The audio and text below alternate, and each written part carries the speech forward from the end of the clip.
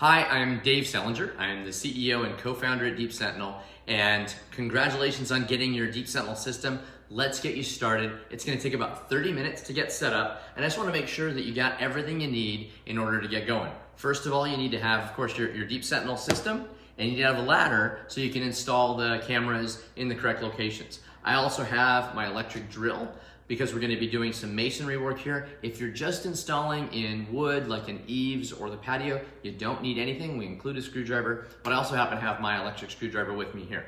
The last thing you need to do is have a nice clear workspace near where your home internet router is. This is the Google Wi-Fi one. Yours might look similar to this, or it might come from your cable company. Once you get that together, let's unpack the contents and get started. All right, when you first open up your Deep Sentinel package, the first thing you're going to notice is your lawn sign. This is a 3-piece lawn sign. You've got your actual lawn sign, and then behind here, you've got a stake, which comes in 2 pieces, and a plastic joiner. Make sure you put that plastic joiner into the stake, take your lawn sign, remove the plastic from the front of it, which just peels right on off, and then you attach it to the stake using the adhesive on the back. Once you've got that stake in the right location, you wanna put this right out in front of your house to let folks know that this is not a house to be messed with. All right, so here I've unpacked the Deep Sentinel box. I'm gonna point out the key things that you've got inside here. Obviously, the first thing you're gonna see here are your 3 cameras. These are the centerpiece, the eyes and the ears, if you will, of the system. The next thing you have is the hub, and then you have 2 boxes. Your Connect box, which helps you get the hub up and running and connected to the cloud. The second box you've got here is your install box. This has your mounts and your mounting hardware, and also has your window clings. Also, just like your yard sign, this is important to be able to let folks know this is not the house they want to mess with. To get connected, the first thing you want to do is open up the Deep Sentinel app, push the Start Now button, which is going to instruct you to open up the Connect box, take out the Ethernet cable, which I've already untwist tied here, and connect the hub. So I'm going to plug this into the back of the hub, right there in the Ethernet port. And then I'm gonna plug the other end of the Ethernet cable into my Wi-Fi router. This is, again, Google Wi-Fi. So I plug that into the Ethernet port on the back of my Google Wi-Fi router. And then I take out my power cable, and there's an optional extender to the power cable here. I'm not gonna use it in this case, but if you need an extra few feet, you've got an extra few feet there. Plug this into the back of the hub and then plug it into the wall.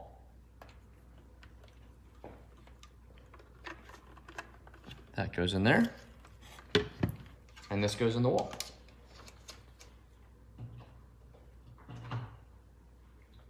Now, where you place your hub is an important element of your Deep Sentinel system, because the hub sends a wireless signal to all of your cameras. You're gonna wanna make sure that it's in a kind of central location where it can reach all those cameras.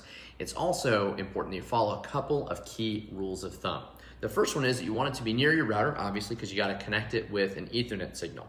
If this is your Wi-Fi router as well as like a hub or something like that, you also want to make sure that it's at least a couple feet away. Otherwise, their wireless signals will interfere with each other. You do not want to put the hub underneath or near a microwave, behind a television, underneath a desk. All of those things cause immediate interference. In fact, one of the cleanest ways to think about this is, what's my line of sight? What can I see from the location where I put the hub? You want it to be about 6 to 8 feet up in the air. In fact, if you have a second story, you're gonna wanna put it in that second story, if at all possible. Now, if you have problems connecting the cameras in the various locations, one of the first things you can try is just moving that hub around a little bit and see if it improves your signal strength in all of your cameras. And I bet you're gonna be able to find a spot where you get the strongest signal for all of them. So as soon as you plug your hub in, you're gonna notice that the green LED is gonna be flashing. That's to tell you that things are okay, but it's still connecting to the internet and getting set up. Now that the hub is fully connected to the internet, it's gonna be shining a solid green light here. So we go back to the app and confirm that we're connected. Before we do that, let's just double check that we're connected to the exact same network, this Wi-Fi network that the hub is connected to. That's how the phone app is gonna detect the hub. So as soon as I push this, it's gonna say that it's connecting to the servers and looking for the hub. Bam, success. So my hub is updated. At this point, your hub will either need to do a firmware update or it may already be updated. If it does need to do a firmware update, which means it's gonna download brand new updated software from the cloud, that can take up to about 5 minutes. Once Deep Sentinel is done updating the software on your hub, you're gonna get a screen that looks like this. It says you're done updating the hub, just push the next button. And the next thing we're gonna do is charge your spare battery. Deep Sentinel comes with 4 batteries, so this is your extra one, making it super easy to change batteries when you need it. And the charger is actually built right into in your hub. So you slide the battery in with these golden contacts facing down, and we are now done with the Connect box.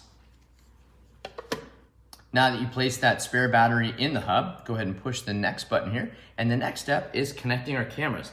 This is where it gets a little bit more fun. So we're gonna grab one of the batteries out of the behind the cameras in the case. You'll notice it has a little thing that looks like a white donut there. That's just to protect it during shipping. Go ahead and grab the tab and pull that off of all 3 of the batteries. It should be nice and clear, just like the one that we put in the spare battery charger.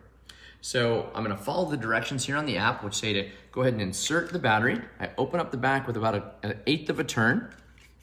Pop this battery in, same thing, golden contacts first, slide it in, it should slip in nice and easily, put the cap on and twist it. You'll notice that the dots on the cap line up when you can remove it, you twist it, and it should kind of snap into place when it's ready to go. You'll double check that the hub is flashing a bright white light, and I'm gonna push the button on the back of the camera, and it's gonna do the same thing. So they're both flashing their bright white lights, they're looking for each other. They're gonna be able to attach the camera to the battery in about 30 seconds.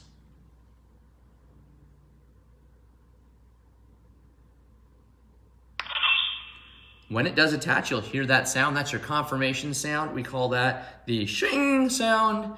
And the hub should continue to flash white. And now it's time to go ahead and connect the second and third cameras. So I'm gonna do the exact same thing with the second and third cameras here.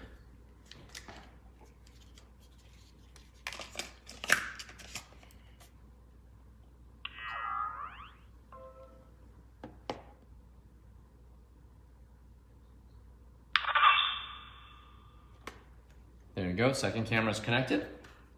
I'm just gonna, again, do a short press in the back of this camera. Put that one in. And again, you're gonna notice a white flashing light and a white flashing light here.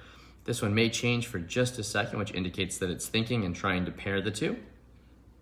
But again, within about 30 seconds, this one should pair. Perfect. Now I've gotten all 3 cameras connected. You're gonna get 3 check marks on the app right here. When you take the camera out of the box, be sure to remove the little plastic protector that goes right in front of the motion detection zone of your camera. All right, now that you got your 3 cameras connected to your hub, the next step is to start mounting these puppies to your house. So we push next on the app, and it's gonna instruct us to open up the install box and take a look at our mounting hardware. I've already done that here, so I'm gonna grab one of the mounts, and it's a great opportunity for us to take a look at how these things work. The first thing you're gonna notice is that the mount has a slide, where you can put your thumb right here and push up, that hides the install screw. This is a particularly important mechanism because it enables us to install these cameras with just a single screw without having to line up multiple holes, for example, on masonry, which is particularly hard. We also put these 3 pressure touch points on the back, which prevent the camera from rotating once it's installed, even though there's only a single screw for installation. Now I'm gonna slide this closed, and the other thing I'm gonna take a look at is this connector. This connector here, it's slightly concave here, lines right up with the back of the camera. So I'm gonna set it on there, lines right up, and then it can slide on in and connect. You'll hear a slight snapping sound when it's connected. And then I can disconnect it by just pushing this little button here on the side and slide it back in. The ball joint that attaches the camera to the mount is what's called a fixed pressure ball joint. That means I don't have to tighten anything, I don't have to mess around at the top of a ladder. It's a very strong ball joint that holds the camera right in place wherever it's at, and you just adjust it and make sure it's pointing the right direction. The other mechanism you're gonna notice, which a lot of people don't see, and it's my personal favorite, is this rotating ring. The rotating ring means that if you want to install the camera from the eaves, it's a very easy, quick, and easy to installation. There aren't a ton of moving parts. You can actually even install it like around a corner, for example. Very easy and simple to understand without a lot of complex steps. Let's go ahead and push next. And that next button is gonna instruct the app to choose one of these cameras to be our front door. I've fortunately chosen the right one here. So let's go ahead and grab this camera, grab our install box. I'm gonna snag my drill, my electric screwdriver, and my ladder, and we're gonna head to the front door. So now that I'm at the front door, I wanna think about two things when I place my camera. The first is the actual location and the field of view of the camera, what it can see. And the second is the signal strength. I wanna make sure that the signal's strong enough that I'm getting consistent streams of video to the hub, to the AI, and then ultimately to our security guards. So in a case of a front door, you wanna make sure that you can capture as much of the approach, as well as you wanna make sure that the actual door is in the field of view.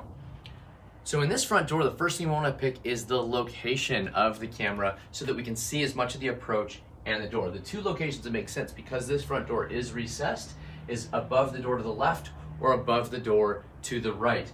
In this example, I've put it to the right, and the next step is to go back to my app, and now that I have some proposed locations, I am gonna check the signal strength as I go, and I'm gonna check the field of view. So I push check the field of view. I'm gonna carry my camera up there and look at my app, which should be streaming the video right now, and just check what does it look like when I put the camera right here.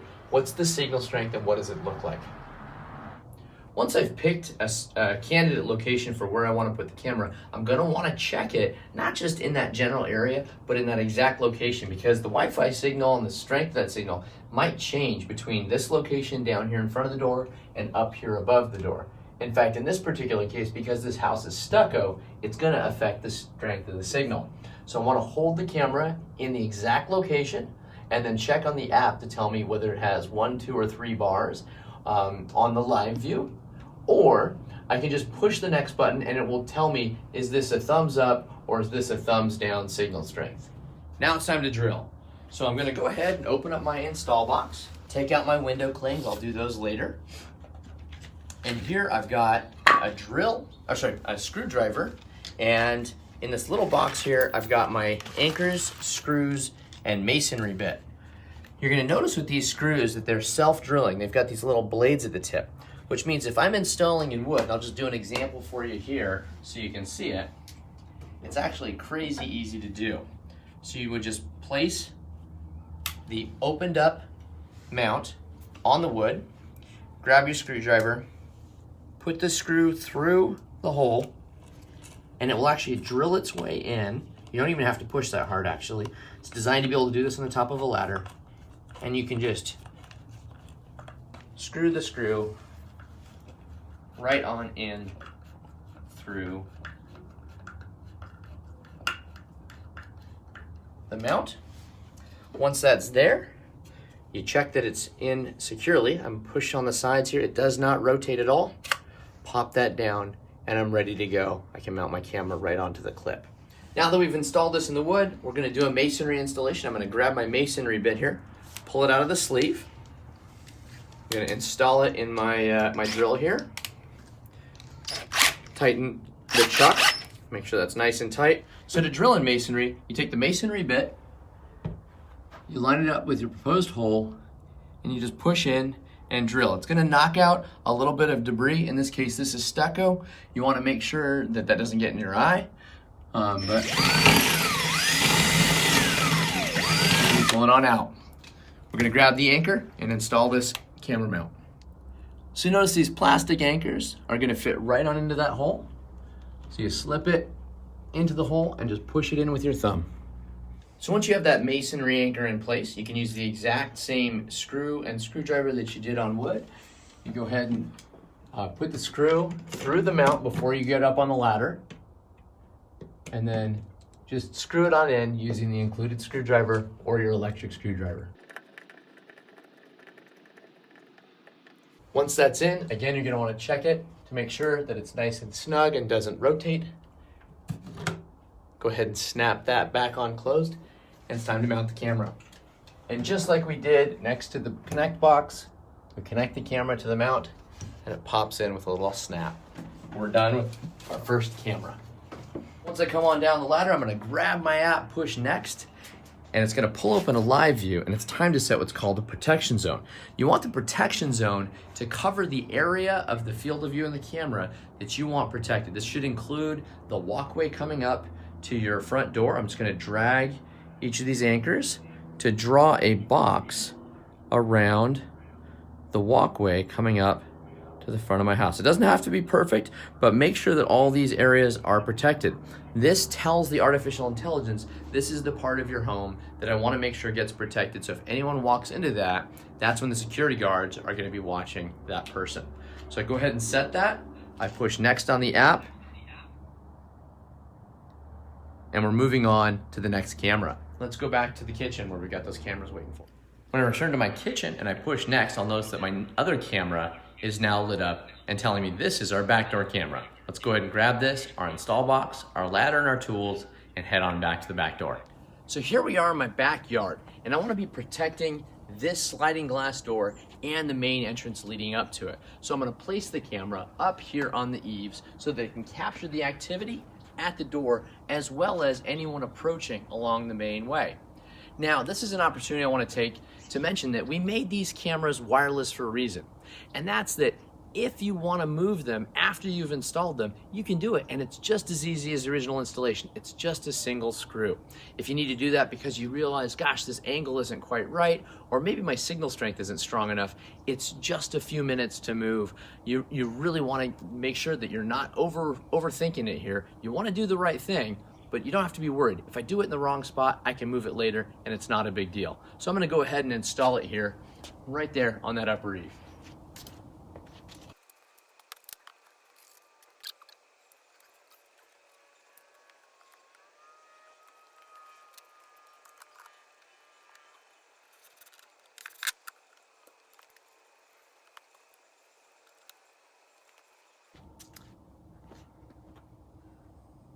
And now that it's installed, I can check my signal strength, make sure the camera field of view looks good, move on to the next step. So just like the first camera, it's time to set our protection zone. In this case, I'm gonna cover the area leading up to my walkway and my front door, or my back door. Push next, and it's time for us to grab our third camera. In this case, I'm gonna be having to choose which location I wanna put the camera. I'm gonna be putting this over my driveway, but you can do it side entrance or another path or walkway. So I'm gonna pick my driveway, go next, and then I'm gonna go grab that camera and head on over to the garage. So here we are on the driveway. I brought my camera with me, and I've actually gone ahead and pre-drilled this just to make sure that it's nice and easy, but I chose this location because it's got a nice, strong signal strength. It's 2 bars, and when I set it up here, it shows the dB rating right below the signal strength, which you want to keep below 78 if you can. And for those of you that are techies, you know that means that's how much interference and how strong your signal is. But I chose this location because it's able to see the garage doors, and it's able to project on down and protect the whole driveway. Remember, the motion detection range is about 10 meters. And so 10 meters from here, I can protect almost the entire driveway with a single camera. So I'm gonna go ahead and hang it on up and then verify the signal strength.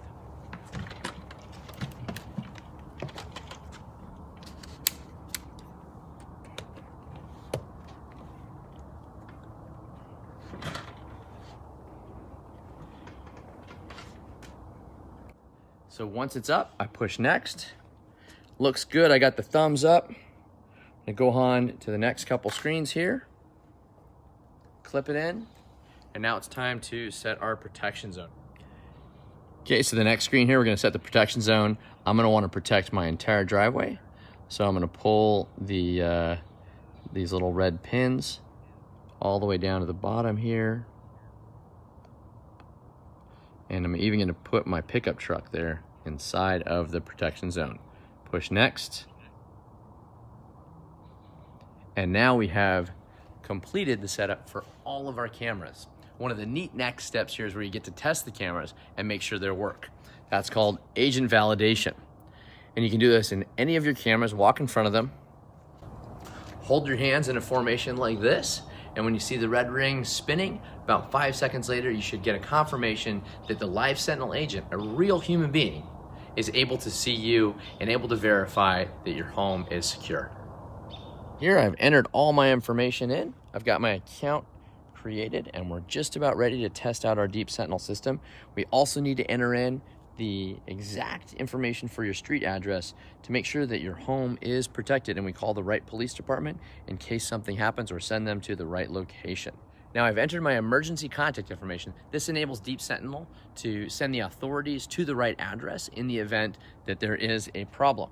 I'm gonna have to allow notifications on my app. Now that I've done that, the app can send me notifications, and I get my final activation screen.